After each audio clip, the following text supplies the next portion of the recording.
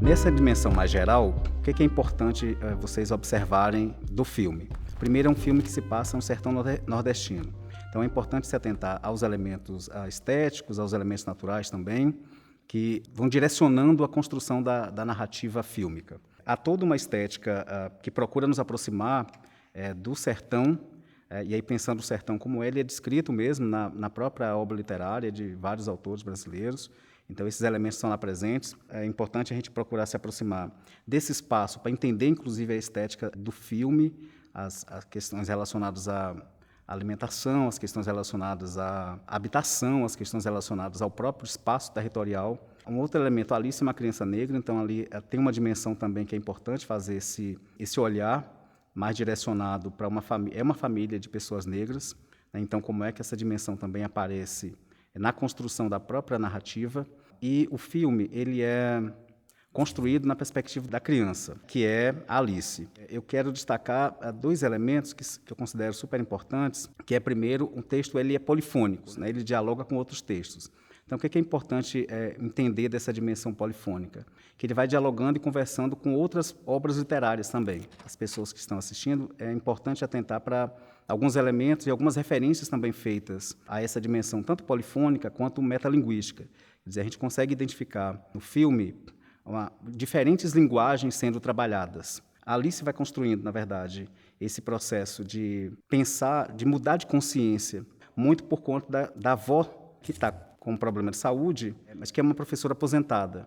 Então, esse é um outro elemento que é importante. Faz uma associação com Alice no País das Maravilhas, mas tem uma outra dimensão, né? A narrativa é construída pensando nos elementos característicos do sertão, né? Outro elemento que eu queria destacar é que, tal como Alice nos País das Maravilhas, né, avista um coelho, a Alice avista um bode. O cenário inicial do filme, ele retrata o sertão, isso a gente pode verificar, por exemplo, a plantação específica de palmas, com a terra seca, com os cactos.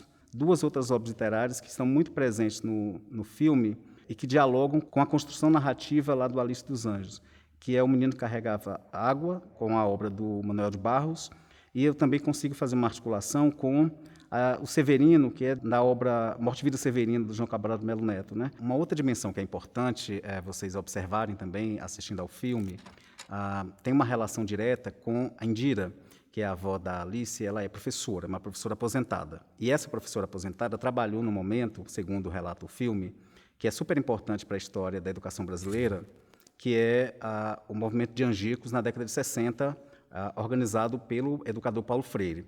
Isso aparece lá no filme, inclusive com algumas imagens. E o projeto da alfabetização em 40 horas, lá do Paulo Freire, na década de 60, ele foi super importante para pensar a escolarização da população brasileira, essa dimensão mais social e política do processo de alfabetização. Por que isso é importante? Porque Paulo Freire vai destacar que a gente tem três possibilidades de pensar a conscientização. No primeiro momento, numa perspectiva mágica, depois numa perspectiva ingênua e depois numa perspectiva crítica, né?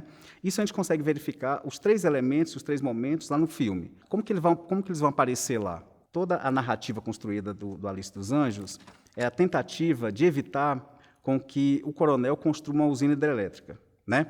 Porque isso vai afetar diretamente as terras das comunidades tradicionais, que também é mostrado lá no filme. Segundo Paulo Freire, essa consciência mágica, esse processo de acreditar que alguém vai aparecer para fazer alguma coisa, né? Que não é o povo que vai resolver, ou que vai lidar, ou que vai lutar para suas próprias alterações. Então, é que sempre tem alguém que vai fazer isso. Depois a gente parte para uma consciência ingênua, segundo Paulo Freire, para até chegar no momento da consciência crítica, que é esse momento em que as pessoas se juntam e que, de fato, juntando, elas percebem que a mobilização popular e social, ela vai conseguir, de fato, efetivar alterações sociais. Isso aparece no filme, né? Se a gente pensar de quando a Alice entra né, por meio da porta, e ela cai num lugar completamente desconhecido, até chegar o momento em que eles lutam contra o coronel e seu grupo, e aí quem representa essa tomada da consciência ingênua para uma consciência crítica é o personagem do Carcará, de como é que o oprimido, ele muitas vezes age como opressor, exatamente por conta dessa dimensão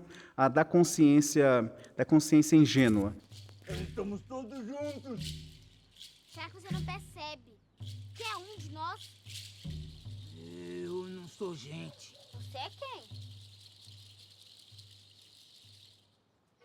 Eu sou.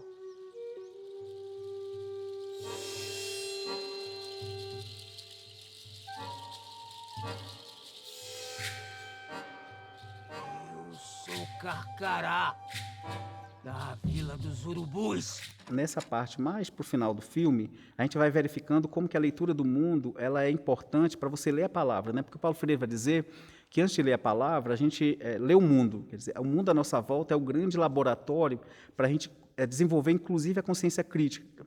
Isso vai aparecer lá no filme, em que a rainha é capturada e todos se juntam para tentar libertá-la. E a libertação é por meio exatamente da tomada de consciência, né? É tomando consciência da sua palavra, e a gente toma consciência desse processo de humanização e de conscientização crítica, a gente vai fazendo uma outra leitura de mundo, independente do processo de escolarização formal. Ler o mundo ele é central para essa tomada de consciência, porque ao ler o mundo a gente vai se dando conta, e isso aparece lá no filme, dessa dimensão da classe social, dessa dimensão da raça, que é central para a compreensão da sociedade brasileira e que é central também para compreender a realidade nordestina, fazendo a gente compreender que hoje o global, local, nacional e regional, eles estão num grande pacote que a gente não consegue mais fazer uma diferenciação, principalmente pelas próprias mudanças sociais, né, advindas da segunda metade do século XX, daqui para frente, né, até o século XXI.